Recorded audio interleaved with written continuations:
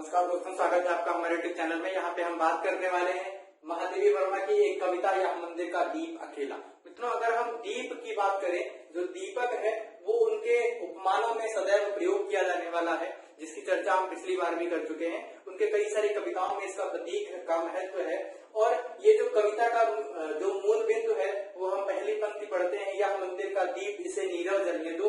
बहुत महत्वपूर्ण कविता है। यह जो नीरवता है यह वेदना की नीरवता है, और दीप जो है वो किसका प्रतीक है? उनके मन का प्रतीक है। तो प्रत्यक्ष और अप्रत्यक्ष दोनों ही जो बातें हैं इस कविता के अंतर्गत रखी गई हैं। इसमें हम दो बिंदुओं की चर्चा करेंगे। सबसे पहले तो भाव पक्ष और दूसरा कला पक्ष। मित्रों, जो भाव पक्ष होता है उसके अंतर्गत हम संदेश, उद्देश्य, मर्म, कविता का केंद्रीय भाव, कविता का जो मूल उद्देश्य है उन सभी की चर्चा करते हैं। शिल्प के अंतर्गत जो गाथा की जाती है वह शिल्प है कौन सा? जिसमें रचनात्मकता होती है, कविता की जो संरचना है, कविता का गठन, यानी किस प्रकार के शब्दों का प्रयोग किया गया है, किस प्रकार की भाषा शैली का प्रयोग किया गया है, किस प्रकार के उसमें रस छंद अलंकारों का जो समावेश है वो किया गया है। इन सभी बिंदुओं के माध्यम से किस प्रकार से कविता की रचनात्मकता का गठन किया गया है वो सभी हम शिल्प विधान यानी भाव पक्ष के अतिरिक्त जो कला पक्ष है उसके अंतर्गत करते हैं। तो इन दोनों ही बिंदुओं पे हम प्रकाश डालेंगे, आपको बताएंगे। तो यानी कविता का जो उद्देश्य है उसको आप उंगलियों पर गिन करके उसके उद्देश्य की चर्चा कर सकते हैं। फिर आपको चाहे पीसीएस मेंस में लिखना हो, आपको आईएएस मेंस में लिखना हो, इस कविता का उद्देश्य, इस कविता की सार्थकता, या फिर आपको एनटीए नेट में ऑब्जेक्टिव टाइप के क्वेश्चन सॉल्व करने हो, इन सभी समस्याओं का निदान आपको यहाँ से मिल जाएगा, जिसकी चर्चा हम यहाँ पे करेंगे।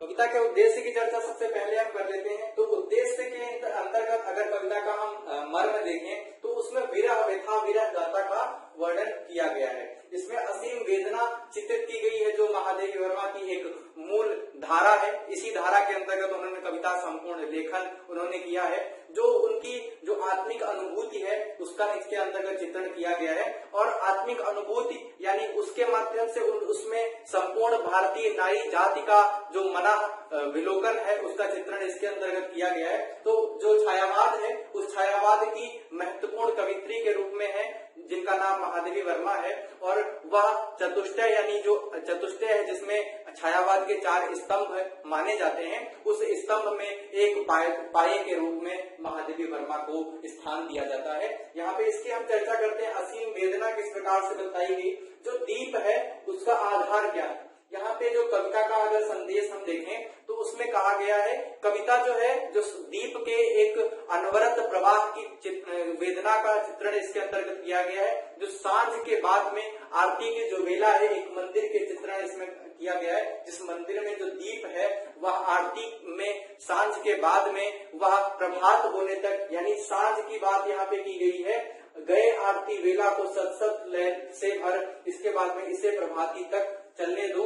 ये दो बिंदुओं के बीच में जो प्रभात आने वाली है उसके बीच का जो समय है, संध्या की आरती के बाद प्रभात होने तक का जो समय है, उसके माध्यम से यह दीप किस प्रकार से अकेला उस आंगन में, मंदिर के आंगन में सभी लोगों की आशाओं का एक प्रतीक के रूप में बन करके आता है, उसके ही चित्रण इसके अंतर्गत किया गया है। यानी जो असीम वेदना है, जो सभी जो आशाएं लेकर के जो वहां पे जो भक्त आते हैं उन सभी भक्तों का, जिसमें यहाँ पे देखा गया है कि भक्तों की विफलता का अकेला साक्षी है कौन? यह मंदिर का जो दीप है जो अकेला एक साक्षी के रूप में है। तो इसी की बात यहाँ पे की गई है, जो उस समय उस मंदिर के अंतर्गत अपनी ज्योति का विस्तार कर रहा है, जिस समय संपूर्ण जो संसार है वो क्या हो गया है। इसमें कहा गया है, सबकी अर्चित लौ कथा इसी लौ में जलने दो, मन के फेर पुजारी विश्व सो गया।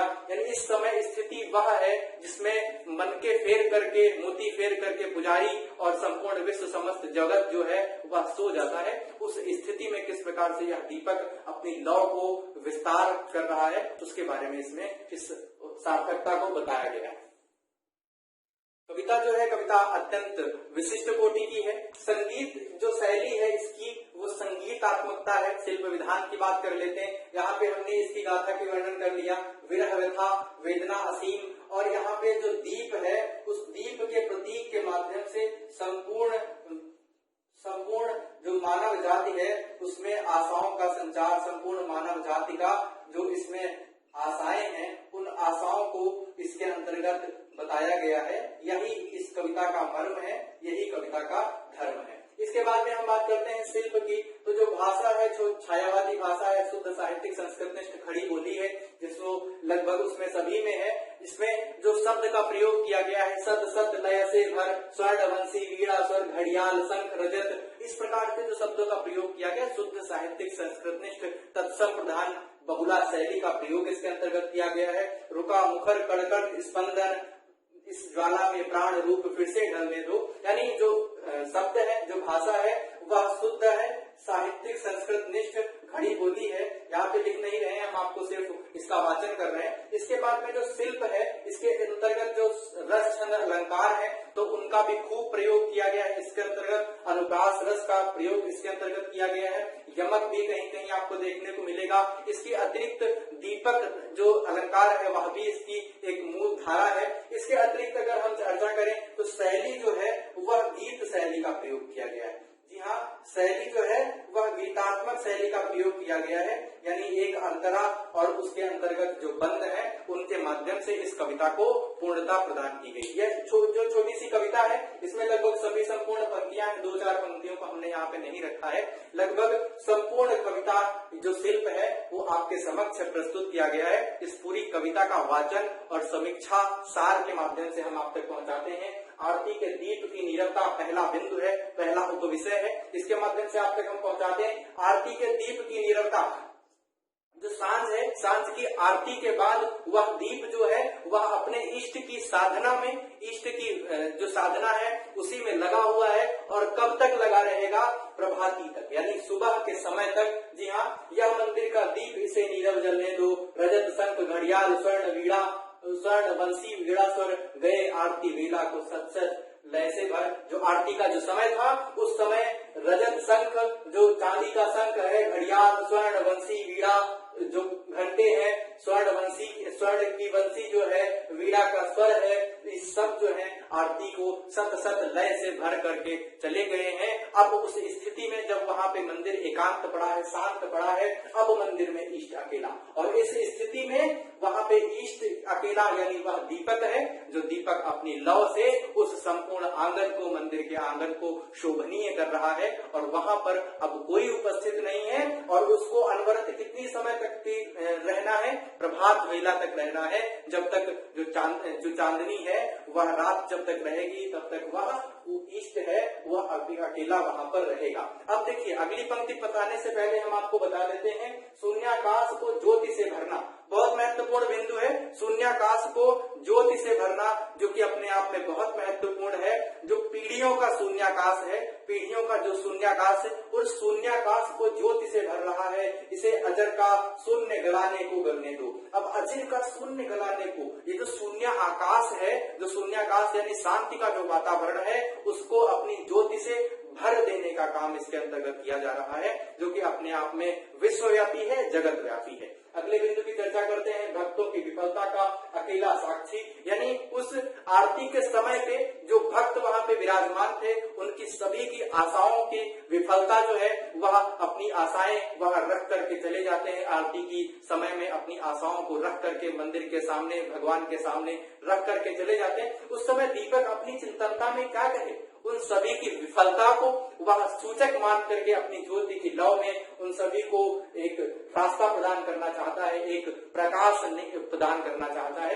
तो यहाँ पे है कि चरणों के चिन्हित अलिंद की भूमि सुनहली, प्रणय सिरों की अंक लिए चंदन की दहली। अब देखिए, जो उनके जो पैरों की धूल है, जो लोग वहां भक्त आए थे, चरणों के चिन्हित अलिंद की भूमि सुनहली, प्रणय सिरों के अंक लिए चंदन की दहली, उस मंदिर के आंगन की चर्चा की जा रही है। उस मंदिर के भूमि पर उन लोगों के चरणों की धूल जो है, वह सुनहली धूल पड़ी हुई है। प्रणय शिखर, सिरों के अंक लिए चंदन की दहली, और जो चंदन की दहली है वह सब वहां पे विराजमान है। और इसी माध्यम से, यानी इसके माध्यम से यहाँ पे जो अगला बिंदु है, मंदिर के आंगन की जो कथा है उस, और जो दीपक की लौ है, किस प्रकार से उन दोनों का जो सामंजस्य है वो किस प्रकार से गढ़ा जा रहा है। तब में होंगे सब अंतर्हित, सबकी अर्चित कथा इसी लौ में जलने दो। अब देखिए, इन सभी की वेदनाएं हैं, सभी की आशाएं हैं, सभी का जो आराधन है, उसका उद्देश्य क्या है? वह सब क्या है?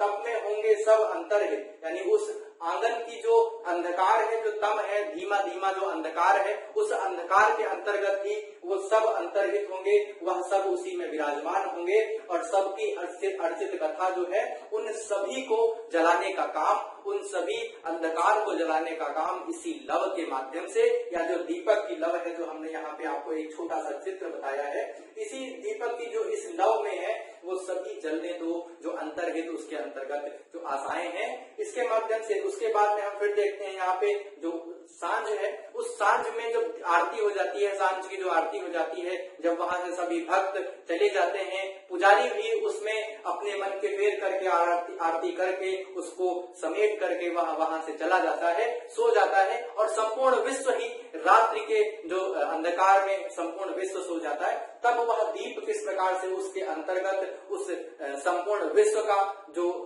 उसमें जो संचार कर रहा होता है उसकी बात करते हैं। पल के मन के फेर पुजारी विश्व सो गया, प्रतिध्वनि की इतिहास प्रस्तरों बीच खो गया। अब ये जो चित्र हमने आपको लिए बनाया है, इस चित्र में हम चर्चा करेंगे ये जो दीपक है इसकी जो दीवारें हैं वो किसकी हैं? पत्थर की हैं। पत्थर यानी जो मिट्टी है, जो पकी हुई मिट्टी है उसकी ही इसकी दीवारें हैं, चाहे वह चांदी का दीपक हो, सोने का दीपक हो। जो उसकी दीवारें होती हैं वो किस प्रकार की होती हैं? वो स्फटिक की होती हैं, यानी वह क्या होती हैं?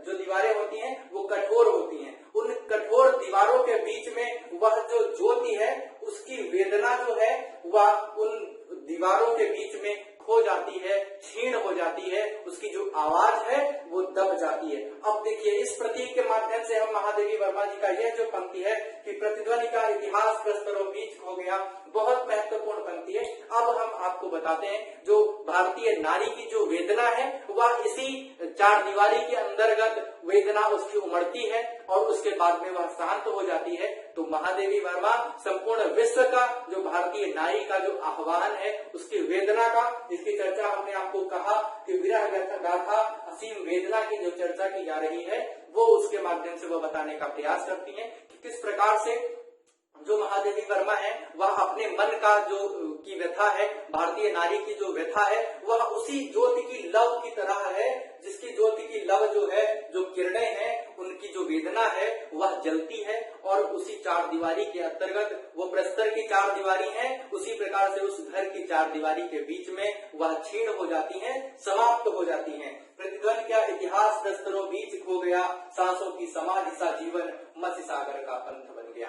अब सांसों की समाधि रात्रि के काल में क्या होगा? सभी निद्रा में विलीन है, सांसों की समाधि मत्स्य सागर का पंथ बन गया और इसके माध्यम से मत्स्य सागर का पंथ बन गया, मरे हुए सागर का एक पंथ, एक रास्ता बन गया जहाँ पे कुछ नहीं दिख रहा, समस्त जो स्थिति है वह अद्वितीय है। इसका वर्णन इसके अंतर्गत किया गया है। रुखा मुखर कड़कड़ स्पंदन, इस ज्वाला में प्राण रूप फिरते ढलवे दो। अब देखिए दोबारा से सांझ ढल रही है, रात्रि ढल रही है, घोर रात्रि, प्रभात का समय आने वाला है और इसके माध्यम से फिर से हम यहाँ पे अगले बिंदु की भी चर्चा कर चुके हैं, दीप की कठोर पथरीली दीवारें और उसके बाद में पुनः प्राण रूप का आत्मसंकल्प। देखिए ये जो बिंदु है ये उपविषय है, अगर ये आप पढ़ लेते हैं तो कविता के संपूर्ण आधार को आप समझ जाएंगे, संपूर्ण उसका उद्देश्य समझ जाएंगे। इस ज्वाला में प्राण रूप फिर से जलने दो, पुनः से प्राण रूप फिर से जलने की इसमें आह्वान किया जा रहा है। इसके बाद में झंझा है दिग्भ्रांत रात्र की मूर्छा गहरी। जी हाँ, झंझा है दिग्भ्रांत रात्र की मूर्छा गहरी, इस आज पुजारी बने ज्योति का यह लघु पहरी। जो आज पुजारी यानी जो मूर्छा है, जो उस समय की जो स्थिति है, झंझा यानी जो समस्त वेदनाएं हैं, दिग्भ्रांत रात्र की मूर्छा गहरी, वह गहरी जो मूर्छा है रात्रि की, सब निद्रा विलीन है, सब सोए हुए हैं, सब सांसों की समाधि के अंतर्गत सब ढले हुए हैं। इस समय ये जो पुजारी है, ये दीपक है, यह अपने इष्ट की आराधना में लगा हुआ है और यह आज पुजारी बने ज्योति का यह लघु प्रहरी। यह ज्योति का जो लघु प्रहरी है, दीपक की ज्योति को कह रही है कि लघु प्रहरी है, उसे आज पुजारी के रूप में बन जाने दो। अब जब तक लौटे दिन की हलचल, तब तक जागेगा प्रतिपल, रेखाओं में भर आभा जल, दूत सांझ का इसे प्रभाती तक चलने दो। दूत सांझ का, जो सांझ का यह दूत था, इसे प्रभात तक जलने दो, इसे प्रभात की वेला तक, इसे इसी प्रखर रूप में, मुखर रूप में इसकी वेदना को जलने दो, इसके माध्यम से इस कविता का संपूर्ण सार संग्रह हो जाता है। और हम बिंदुओं की चर्चा कर लेते हैं। झंझा के बीच आशा का संचार, ऐसी झंझावत स्थिति के बीच, ऐसे अंधकार के बीच, ऐसी जो निराशा है उसके बीच, ऐसी वेदना, ऐसी कुंठा, ऐसी मनो दुर्गति की स्थिति, दयनीय स्थिति के बीच में भी आशा का संचार, सांझ दूत का जीवन प्रभात जो कविता है उसका जो उद्देश्य है, जो अंतिम स्थिति है वह प्रभाती जीवन की है, प्रभात समय की है। और ऐसे ही समय की जो परिचायक है वो हमारी महादेवी वर्मा जी हैं। वेदना के बीच में भी वह प्रभाती यानी एक आसान्वित जीवन का उसके अंतर्गत प्रस्फुटन करती हैं। यही उनकी कविता की सार्थकता है, यही उनके कविता का उद्देश्य है, मर्म है। ये सभी स्थितियां इसके माध्यम से, इस गीत के माध्यम से आप तक पहुंचाने का प्रयास किया हमने। नामवर सिंह के छायावाद की कुछ पंक्तियां हम देख लेते हैं। नामवर सिंह जी कहते हैं कि महादेवी की कविता में भावुक असंतोष है। नामवर सिंह जी ने कहा छायावाद अपने ग्रंथ में कि महादेवी वर्मा की कविता में भावुक असंतोष और तीव्र पीड़ा दिखती है। वह अंत तक जाते जाते बौद्धिक परितोष में सम्मिलित होने लगती है। यही वह कार्य करते हैं जो उनकी वेदना है, वह भावुक असंतोष की चर्चा की गई। जी हाँ, हम आप तक यहाँ पे प्रयास करते हैं इन चीजों को पहुंचाने का। सबसे पहले हम यहाँ पे कुछ चीजें आप तक पहुंचाते हैं। भावुक असंतोष और उसके बाद में वह आगे चल करके बौद्धिकता में सम्मिलित होने लगता है। जो भावुक असंतोष है, जो उनकी भावुकता है प्रारंभिक कविताओं में, उसी की चर्चा यहाँ पे हम करेंगे। असंतोष और उसके बाद में वह आगे चल करके क्या होता है, बौद्धिकता में सम्मिलित होने लगता है, उसका बौद्धिक समन होने लगता है। और यही चर्चा यहाँ पे की गई है। यह भावुकता इस प्रारंभिकता से चलती है और उसके बाद में इसका बौद्धिक समन होने लगता है, तो उसके माध्यम से नामवर सिंह ने अपने छायावाद के अंतर्गत कहा। एक और पंक्ति कि ऊपर ऊपर आनंद है। देखिए स्थिति क्या है, ऊपर ऊपर आनंद, ये बिंदु भी आप देख लीजिए, बहुत महत्वपूर्ण है। वेदना की कवित्री का सबसे संपूर्ण जीवन इसके अंतर्गत अभिव्यक्त हो जाता है। ऊपर ऊपर आनंद है और जो अंदर है, अंदर असंतोष है।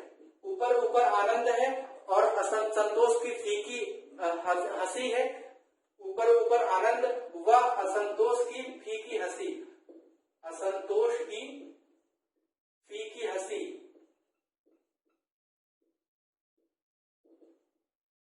और उसके बाद में क्या है, वहां पे जो दूसरी है वह अपने मन से चुपचाप अंदर अंदर कहती है कि मधुर मधुर मेरे दीपक जल, मधुर मधुर मेरे दीपक जल। यहाँ पे इसकी बात कर रही है जो महादेवी वर्मा है, वह बताती है कि मधुर मधुर दीपक मेरे जल, ऊपर ऊपर आनंद व असंतोष की हंसी है। जो संतोष की हंसी फीकी हंसी है, परंतु अंदर जो है वह मर्म है, वही दीपक सा उनका मन जो है वह जल रहा है। इसके माध्यम से एक कुमार विश्वास की पंक्तियां हैं, हम आपसे कह लेते हैं। उन्होंने कहा, एक उनका शेर है, शेर की एक दो पंक्तियां हम आपसे कहते हैं कि महफिल महफिल मुस्काना तो पड़ता है, मुस्काना तो पड़ता है, खुद ही खुद को समझाना तो पड़ता है। ये बहुत महत्वपूर्ण बिंदु है। इनके माध्यम से ही जो महादेवी वर्मा है वह महफिल महफिल मुस्काती हैं और अंदर उनके दीपक सा मन जल रहा है। ये दोनों ही स्थितियां हैं। इसके माध्यम से हमने आपको हिंदी साहित्य की संपूर्ण जो कविता है महादेवी वर्मा की, इन सभी की चर्चा हमने कर ली।